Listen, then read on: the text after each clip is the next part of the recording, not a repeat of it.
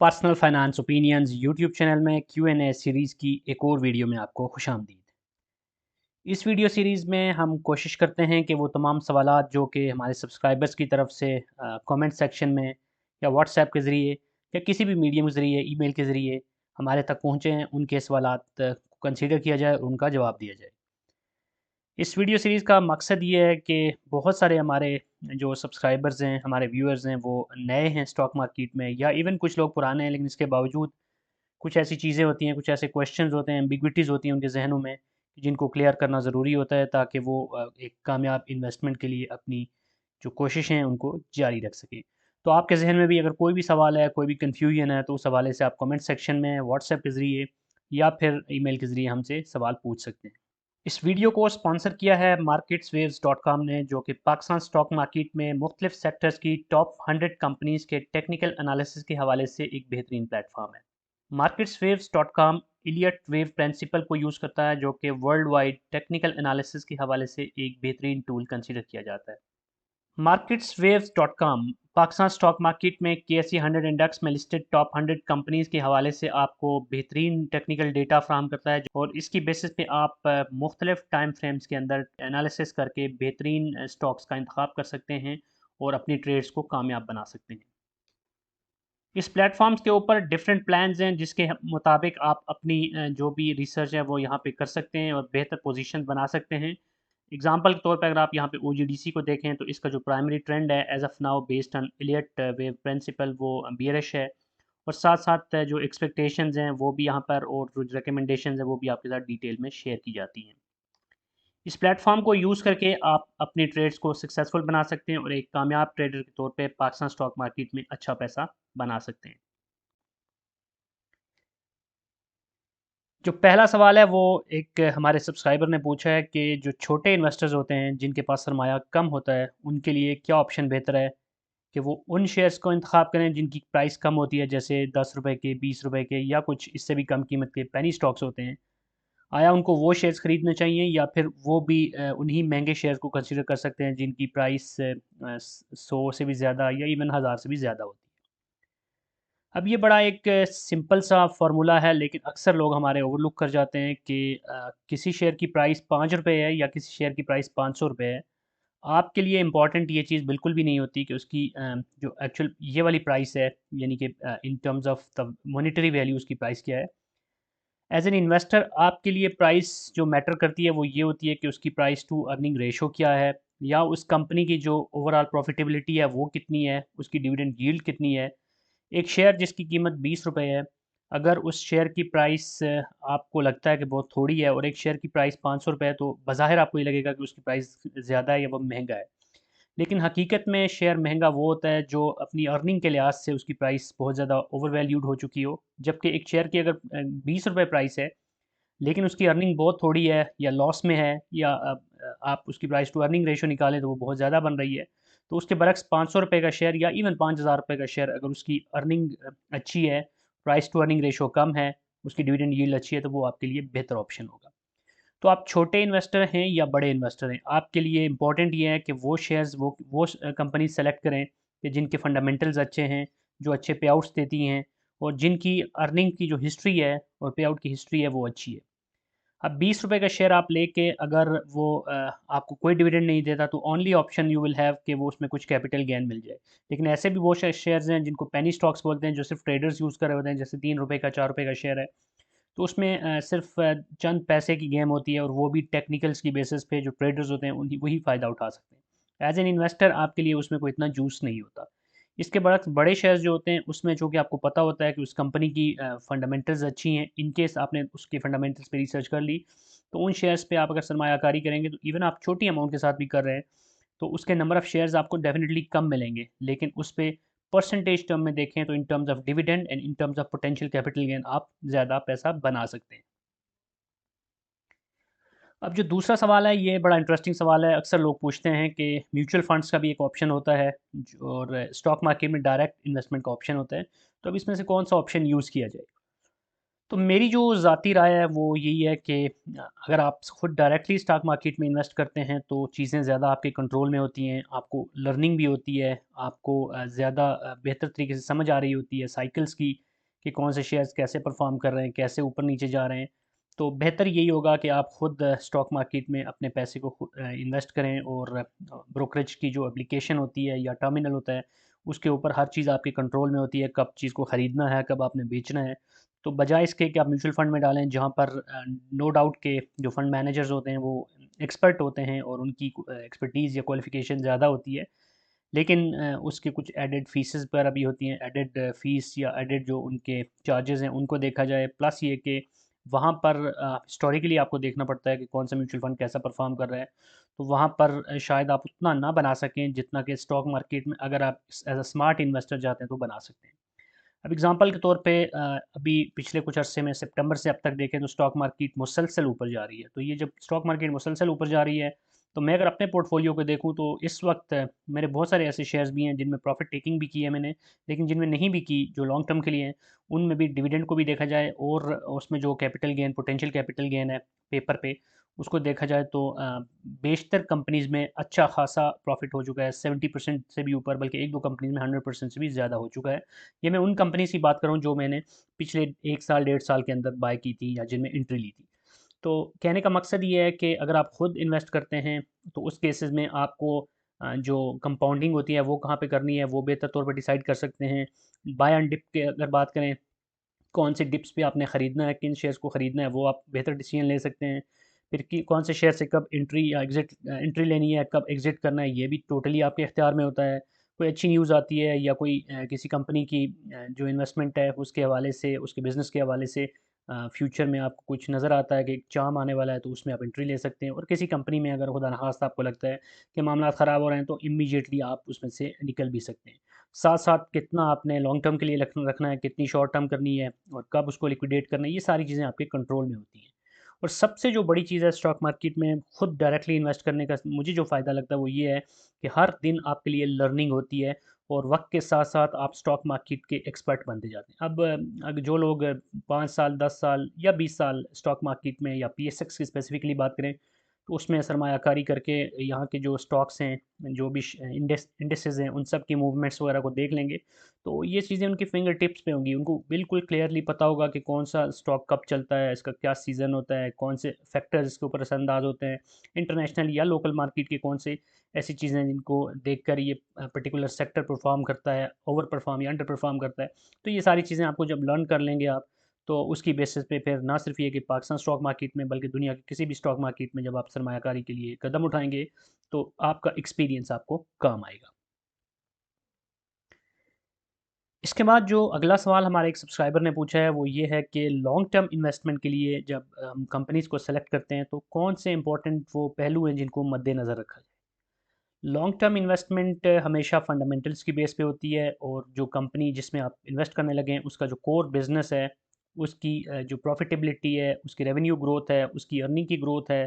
साथ साथ उस कंपनी की मैनेजमेंट को देखा जाता है, और जो इंपॉर्टेंट रेशोज़ होती हैं, price to earning ratio, price to book ratio, debt to equity ratio, और दीगर कुछ और भी रेशोज़ भी जिनके हवाले से मैंने एक वीडियो भी बनाई थी, उसका लिंक भी डिस्क्रिप्शन में डाल दूँगा। उन सारी चीज़ों को देखना होता है। साथ साथ ये बड़ा इंपॉर्टेंट है कि कंपनी के हवाले से जो भी उसके कोर बिज़नेस के हवाले से ख़बरें हैं, उनके ऊपर भी आप नज़र रखें। इस सिलसिले में ऑलरेडी मैं एक सीरीज़ करता हूँ, हर हफ़्ते एक वीडियो आती है, बाखबर इन्वेस्टर, कामयाब इन्वेस्टर सीरीज़।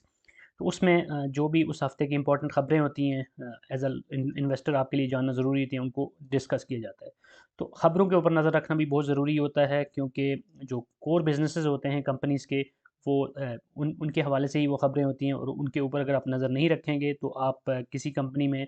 राइट अपॉर्चुनिटीज़ को ज़ाया कर सकते हैं, या फिर गलत टाइम पे एंट्री ले सकते हैं, या ऐसे मौके पे जब आपको प्रॉफ़िट टेकिंग करनी चाहिए आप होल्ड कर रहे होंगे, और ऐसे मौके पे जब आपको होल्ड करना चाहिए आप उस वक़्त उसमें से एग्ज़िट कर रहे होंगे। तो ख़बरें अगर आप कंपनीज़ के हवाले से देखते रहेंगे, साथ-साथ कंपनीज़ की जो स्टेटमेंट्स क्वार्टरली बेसिस पे आ रही होती हैं, उसमें जो उसकी रिपोर्ट्स होती हैं, डिटेल में उनको पढ़ना, उसकी जो बैलेंस शीट है, इनकम स्टेटमेंट है, कैश फ्लो स्टेटमेंट है, और जो दीगर जो इम्पोर्टेंट इन्फॉर्मेशन उस पर्टिकुलर पीरियड के लिए आपको मिलती है फ्रॉम दोज़ रिपोर्ट्स, उन सबको देखना बहुत ज़रूरी होता है। अब एक और सवाल जो कि निस्बतन वही लोग करते हैं जो कि स्टॉक मार्केट में नए होते हैं, उनके लिए कि जो डिविडेंड होता है इसकी फ्रीक्वेंसी क्या होती है। बहुत से लोग ये सवाल पूछ रहे होते हैं कि क्या मंथली बुनियादों पर भी डिविडेंड मिल रहा होता है, कोई ऐसी कंपनी भी है जो हर महीने डिविडेंड दे रही है। और फिर ये पूछा जाता है इससे एक सप्लीमेंट्री सवाल ये भी कि अगर कोई कंपनी बार बार डिविडेंड दे रही है साल में, जैसे हर क्वार्टर में दे रही है, तो क्या उसको बेहतर समझना चाहिए बजाय उस कंपनी के मुकाबले में जो कि साल में एक ही दफ़ा डिविडेंड दे रही है या साल में सिर्फ 2 दफ़ा दे रही है, हाफ ईयरली और ईयरली। अब पहला इसका जो इस सवाल का जो पहला हिस्सा है, पाकिस्तान स्टॉक मार्केट में जो कंपनीज़ की तरफ से अनाउंसमेंट्स होती हैं वो क्वार्टरली बेसिस पे होती हैं, यानी हर 3 महीने के बाद अनाउंसमेंट्स होती हैं। तो जो मिनिमम पीरियड है जिसमें कोई कंपनी डिविडेंड दे रही है वो 3 महीने का ही होता है, क्योंकि उससे पहले कोई रिजल्ट ऐसा अनाउंस नहीं होता। लेकिन जो इसका दूसरा पार्ट है वो इंटरेस्टिंग है। अब ज़रूरी नहीं है कि कोई कंपनी अगर हर क्वार्टर में आपको डिविडेंड दे रही है तो वो अच्छी कंपनी है, और एक कंपनी अगर आपको साल में सिर्फ एक बार डिविडेंड दे रही है, या इवन कि कोई कंपनी डिविडेंड बिल्कुल भी नहीं दे रही, तो वो बुरी कंपनी है। कंपनी को अच्छा या बुरा समझने के लिए ये कोई क्राइटेरिया नहीं है। अब मैं एक एग्जांपल देता हूँ कि एक कोई कंपनी एक्स है जो कि हर क्वार्टर में आपको 1 रुपया डिविडेंड देती है और उसके शेयर की प्राइस 100 रुपया है। तो इसका मतलब है कि डेफिनेटली साल में उसकी प्राइस अप एंड डाउन भी होती रहेगी, लेकिन हम ऑन एवरेज बात कर लेते हैं। और अब साल में उसने टोटल आपको 4 क्वार्टर में 4 रुपये की डिविडेंड दिया। उसके बरक्स एक और कंपनी है जिसके शेयर की प्राइस भी हम एग्जांपल के तौर पे ले लेते हैं कि 100 रुपये आई है, लेकिन उसने पहले क्वार्टर में भी कुछ नहीं दिया, दूसरे में भी कुछ नहीं दिया, तीसरे में भी नहीं दिया, और चौथे क्वार्टर में यानी कि फाइनल रिजल्ट के साथ एज एन एग्जांपल 20 रुपये का डिविडेंड दे दिया। अब वो लोग जो कि हर क्वार्टर में डिविडेंड की एक्सपेक्टेशन लगा के बैठे होते हैं, उनके लिए तो ये कंपनी अच्छी नहीं है, क्योंकि इसने 3 क्वार्टर्स को स्किप कर दिया, कोई डिविडेंड नहीं दिया। लेकिन वो लोग जो कि रियल में डिविडेंड को समझते हैं, डिविडेंड यील्ड को समझते हैं, उनके लिए ये कंपनी ज़्यादा अट्रैक्टिव होगी कि 100 रुपये का ही शेयर है और इसने 20 रुपये का डिविडेंड दे दिया, तो आपको इसकी डिविडेंड यील्ड 20% मिल गई। उसके बाद जो दूसरी कंपनी थी इसने 1-1 रुपया डिविडेंड दिया, हर बार ही डिविडेंड दे रही है, लेकिन उसका डिविडेंड यील्ड जो है ना ट्रेलिंग 12 मंथ की बनेगी सिर्फ 4%। तो अब डिविडेंड के हवाले से फ्रीक्वेंसी इंपॉर्टेंट नहीं होती। ये इंपॉर्टेंट होता है कि कंपनी अपनी प्राइस के अगेंस्ट देखा जाए तो अर्निंग कितनी कर रही है और फिर डिविडेंड कितना दे रही है। तो जितना ज़्यादा आपको अगर आप लॉन्ग टर्म इन्वेस्टर हैं तो डिविडेंड आपके लिए इंपॉर्टेंट होता है। और अगर आप ऐसी कंपनी में इन्वेस्ट करते हैं जो कि ग्रोथ कंपनी है, तो उस केस में फिर आपके लिए कैपिटल गेन इंपॉर्टेंट होता है। उस सिचुएशन में ये होता है कि कोई कंपनी डिविडेंड नहीं भी दे रही, तो जो कि आपका मतमा नज़र उसमें डिविडेंड नहीं होता, तो उसमें आप सिर्फ ये देखते हैं कि कंपनी कितना कैपिटल गेन पोटेंशियली आपको दे रही है। अब टेक्नोलॉजी सेक्टर की एग्जांपल ले लें पाकिस्तान स्टॉक मार्केट में, तो ये बहुत कम ऐसी कंपनीज़ हैं उसमें जो डिविडेंड देती हैं, और जो देती भी हैं उनकी डिविडेंड यील्ड बहुत थोड़ी है। बड़ी-बड़ी कंपनीज़ हैं, सिस्टम्स लिमिटेड जैसी, एवीएन हो गया, तो इन कंपनीज़ की सबसे डिविडेंड बहुत थोड़ा मिलता है। लेकिन इसके बावजूद वो कंपनीज़ अट्रैक्टिव ऑप्शन कुछ लोगों के लिए इसलिए होती हैं कि उसमें पोटेंशियल कैपिटल गेन के चांसेस ज़्यादा होते हैं। तो ये दोनों चीज़ें रखकर एक बैलेंस्ड अप्रोच के साथ आपने स्टडी करना होता है कंपनीज़ को। अब इसके बाद अगला जो सवाल है वो कुछ लोग ट्रेडिंग का भी शौक रखते हैं, और वो कुछ कुछ लोग स्टॉक मार्केट में ऐसे होते हैं जो कि पैसिव इनकम के लिए इन्वेस्टमेंट कर रहे होते हैं, और उनका जो प्राइमरी बिजनेस या जॉब होती है वो कुछ और होता है, और उनके लिए फुल टाइम काम करना मुमकिन भी नहीं होता कि हर वक्त स्क्रीन के सामने बैठे रहें और स्टॉक मार्केट में अप्स एंड डाउन्स को देखते हैं। तो वो लोग तो इन्वेस्टमेंट के ज़ुमरे में आते हैं, लेकिन कुछ लोग ऐसे होते हैं जो कि ट्रेडिंग करना चाहते हैं, फुल टाइम करना चाहते हैं। तो उनका एक हमारे सब्सक्राइबर का सवाल ये था कि टेक्निकल एनालिसिस का नॉलेज कितना ज़रूरी है अगर आप फुल टाइम काम करना चाहते हैं स्टॉक मार्केट में। तो याद रखिए कि जो ट्रेडिंग होती है वो प्योरली टेक्निकल्स की बेसिस पे ही होती है। तो अगर आप ट्रेडर हैं, हाँ, आप डे ट्रेडिंग करना चाहते हैं, इंट्राडे करना चाहते हैं, स्विंग ट्रेडिंग करना चाहते हैं, या किसी भी टाइम पीरियड के ऊपर आप ट्रेड करना चाहते हैं, तो उसके लिए टेक्निकल्स का नॉलेज बहुत ज़रूरी है। आपको पता होना चाहिए कि किस टाइम पे एंट्री लेनी है, किस टाइम पे एग्जिट करना है, सपोर्ट कहाँ पे है, रेजिस्टेंस कहाँ पे है। इसके अलावा जो मूविंग एवरेजेस हैं वो क्या कह रही हैं, फिर जो कैंडल स्टिक के जो पैटर्न्स बन रहे हैं उनसे क्या मानी आप अख़ज़ कर सकते हैं, और उसकी बेसिस पे क्या डिसीजन ले सकते हैं, स्टॉप लॉस कहाँ पे लगाना है। और इसके अलावा भी बहुत सारी टेक्निकलिटीज़ हैं जिनका जानना बहुत ज़रूरी होता है। और इस हवाले से जो टेक्निकल एनालिसिस की जो कोर्सेज़ होते हैं या उसके हवाले से जो बुक्स होती हैं, जो नॉलेज होता है उसका गेन करना बहुत ज़रूरी है। अदरवाइज़ टेक्निकल्स एक रिस्की काम होता है। वजह इसकी ये है कि टेक्निकल एनालिसिस की बेस पे ट्रेडिंग नॉर्मली रिस्क स्टॉक्स में की जाती है, जिनमें डिविडेंड का ऐसा कोई ज़्यादा चांस नहीं होता, बल्कि उसमें सिर्फ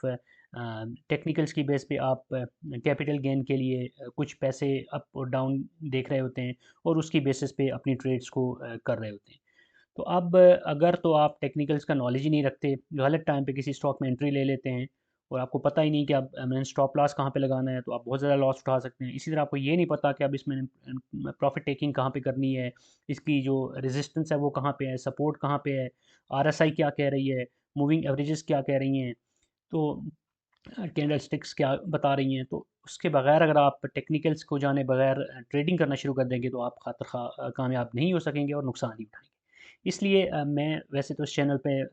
लॉन्ग टर्म इन्वेस्टिंग या फंडामेंटल्स की बेसिस पे इन्वेस्टिंग को ही प्रमोट कर रहा होता हूँ और वही मेरा अपना भी तरीक़ाकार है। लेकिन साथ साथ मैंने एक वीडियो बनाई थी 80-20 रूल की, कि 80% आप इन्वेस्टमेंट लॉन्ग टर्म इन्वेस्टमेंट करें उन स्टॉक्स में जो कि वैल्यू स्टॉक्स हैं, लेकिन 20% आपका जो कैपिटल है उसके साथ आप स्विंग ट्रेडिंग या किसी भी तरह की ट्रेडिंग कर सकते हैं और पोटेंशियल कैपिटल गेन के लिए भी एफर्ट्स कर सकते हैं। तो उस केस में भी टेक्निकल नॉलेज का होना बहुत ज़रूरी है।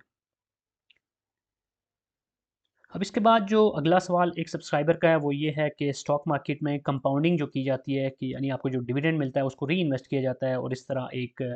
आइस बॉल इफेक्ट होता है और आपका जो नेट वर्थ है या आपका पोर्टफोलियो है वो वक्त के साथ साथ बढ़ता जाता है,